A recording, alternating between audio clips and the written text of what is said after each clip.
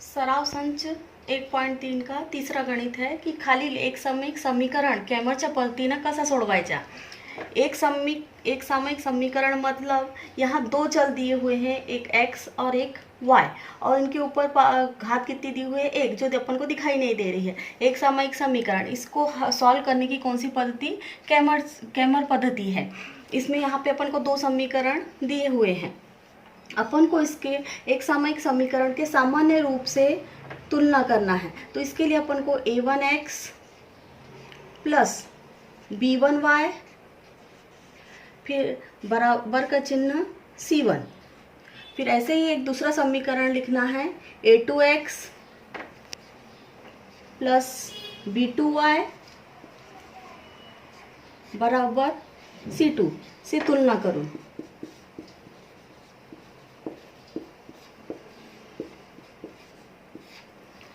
अपन यहाँ x और यहाँ y लिख दिए, यहाँ a b c ऐसा लिखे, और ये पहला समीकरण इससे 1 1 लगा दिए, फिर ऐसे ही x और y, और यहाँ दूसरा समीकरण है इसलिए पहले a b c लिख देना और यहाँ 2 2 2 लगा देना। तो सबसे पहले अपन देखेंगे अब ये एक सामायिक समीकरण, एक पहला समीकरण है यहाँ पे, इसके बाद में ये जो सेमीकोलन दिखता है उसके बाद में ये दूसरा समीकरण दिया हुआ है। तो अपन को इससे तुलना करना है। तो अपन को सबसे पहले ही पहला समीकरण देख रहे हैं अपन। तो समीकरण पहला यानी a1, तो ये x के सामने जो है ये काय की कीमत है a1 की, यानी कितना दिया हुआ है 3। फिर b1, पहला समीकरण है इसलिए 1 1 आ रहा है। b1 यहाँ पे चिन्ह सहित लेंगे, अगर माइनस का चिन्ह है तो चिन्ह सहित लेना है। यहाँ 4 के सामने कितना दे रहा है -4। और c1 यानी बराबर के बाद जो रहता है वो c1 की कीमत रहती है, यानी कितनी दी हुई है 10। ये a1 की कीमत जो x के सामने है वो a1 की कीमत, फिर y के सामने है वो b1 की कीमत, लेकिन माइनस चिन्ह है इसलिए अपन लिखेंगे यहाँ c1, प्लस चिन्ह को लिखने की जरूरत नहीं, और बराबर के बाद में जो है वो c1 यानी कितना दिया हुआ है 10। इसी प्रकार दूसरा समीकरण, तो अपन पहले ऐसे a2 b2 c2 लिख लेंगे, यानी a2 की कीमत है नहीं, x के सामने जो है कितना दिया हुआ है 4, b2 कितना दिया हुआ है 3, और c2 दिया हुआ है 5। अपन को कैमर जो पद्धति है इसमें 3 चीज निकालनी पड़ती है, एक d, dx और dy, ये 3 है। इसके लिए एक शब्द याद रखना है ab, d के लिए क्या शब्द याद रखना है ab, dx के लिए क्या याद रखना है cb, और dy इसके लिए क्या शब्द याद रखना है ac। ये 3 शब्द आप याद रखना, d के लिए ab, dx के लिए cb और dy के लिए ac। थोड़ा याद करने का तरीका cb और dy यानी ac। तो अपना पहला होता है, सबसे पहले अपन को निकालना है d के लिए अपना शब्द पता है अपन को क्या होता है ab, अपन ab लिखेंगे। फिर ये पहला है इसलिए 1 1 लगा देना, दूसरा है इसलिए यहाँ 2 2 लगा देना। फिर अब अपन यहाँ पे कीमत रखेंगे, a1 की कीमत कितनी दी हुई है 3, फिर ये b1 दिया हुआ है, b1 की कीमत कितनी है -4, फिर a2 की कीमत कितनी दी हुई है 4, b2 की कीमत कितनी दी हुई है 3। फिर से यहाँ देखिए अपन ने d के लिए ab लिखा, ये पहला है इसलिए 1 1 लगा देना, फिर दूसरा इसलिए 2 2 लगा देना। फिर यहाँ अपन ने कीमती रखा, a1 की कीमत 3, b1 की कीमत -4, a2 की कीमत 4 और b2 की कीमत 3। फिर अपन ने पहले सॉल्व करना सीखे हैं, इसका तिरपा गुणाकार करते हैं 3 का गुणा 3 के साथ में।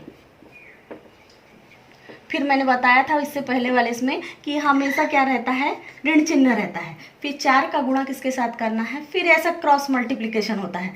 4 का गुणा, ये ऋणात्मक संख्या है इसलिए अपन इसको ब्रैकेट में लिखेंगे, 3 3 9। फिर ये माइनस होने की वजह से इस माइनस को क्या कर देगा, ये प्लस कर देगा, और 4 का पहाड़ा 4 बार पढ़े तो 4 4 16, 16 और 9 और अपन जानते कितना होता है 25। फिर इसके बाद d निकल गया, अब क्या निकालेंगे अपन dx। dx के लिए क्या फार्मूला है cb, सी बी। पहला समीकरण है इसलिए 1 1, दूसरा है इसलिए 2 2। फिर कीमत रखेंगे। C1 की कीमत कितनी दी हुई है, देखिए C1 लिखा है तो C1 यहाँ पे C1 की कीमत कितनी दी हुई है 10। B1 की कीमत कितनी दी हुई, यहाँ B1 है इसलिए B1 की कीमत कितनी है -4। C2 नीचे में है, देखिए C2 की कीमत कितनी दी हुई है 5। B2 की कीमत कितनी दी हुई है 3। फिर जैसे अपन ने इसमें किया था क्रॉस मल्टीप्लिकेशन, पहले ऐसा मल्टीप्लिकेशन होता है 10 का गुणा के 10 लिखिए, फिर गुणा का चिन्ह 3, फिर हमेशा मैंने बताया यहाँ माइनस रहता है, फिर 5 का गुणा किसके साथ होगा ऋण 4 के साथ में। तो अपन जानते हैं 10 का पहाड़ा 3 बार पढ़े तो कितना हो गया 30। फिर ये माइनस आ गया, ये माइनस ने फिर इसको क्या कर देगा प्लस, फिर 5 चौ 20 और अपन जानते हैं 30 और 20 कितने होते हैं 50। फिर d निकल गया, dx निकल गया, अब अपना है dy। और dy के लिए अपना AC जो अपन गर्मी में यूज़ करते हैं ठंडी हवा के लिए वो AC, ऐसे याद रखना। यहाँ 1 1 लगा दिए, यहाँ 2 2 लगा दिए। अब A1 दिया है तो A1 की कीमत कितनी है 3। C1 की कीमत कितनी है 10। A2 की कीमत कितनी है 4 और C2 की कीमत कितनी है 5। फिर 3 का गुणा किसके साथ, फिर क्रॉस मल्टीप्लिकेशन, 3 का गुणा किसके साथ 5 के साथ, फिर 4 का गुणा, फिर हमेशा यहाँ माइनस रहता है, फिर 4 का गुणा किसके साथ 10 के साथ, 5 3 15, 10 का पहाड़ा 4 बार पढ़े तो कितना 40। अपन जानते हैं प्लस माइनस कितना होता है, यहाँ कुछ नहीं दिख रहा है ना, प्लस माइनस क्या होता है माइनस। 40 में से 15 गए, 40 में से 15 गए तो कितना बचता है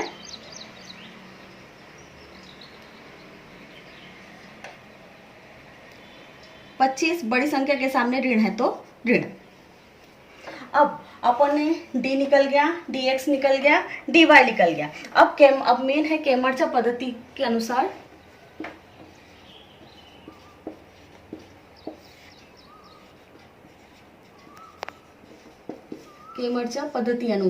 अब मेन ये फार्मूला लिखना बहुत जरूरी है, इस पे मार्क है। x है इसलिए ऊपर क्या आएगा dx। अपन ने क्यों लिखा मेन, इसके लिए अपन ने ये सब किया। तो x निकालना है तो फार्मूला क्या है dx और d हमेशा नीचे रहेगा।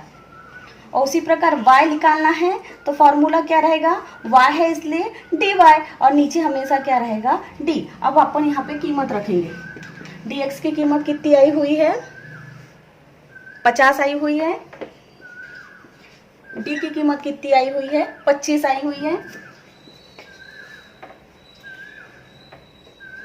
25 एकम 25, 25 दूनी 50, यानी x की कीमत कितनी आई 2।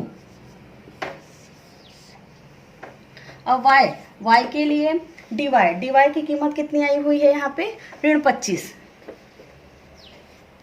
और d की कीमत कितनी आई हुई है 25। 25 एकम 25, 25 एकम 25, ये एक ऋण है इसलिए यहाँ ऋण रहेगा, यानी y की कीमत कितनी आई है ऋण 1। इस तरह अपन को दो कीमत निकालनी पड़ती है x और y की। यहाँ पे अपन को x y की कीमत कितनी आ गई, x यानी 2 और y की कीमत कितनी आ गई ऋण 1।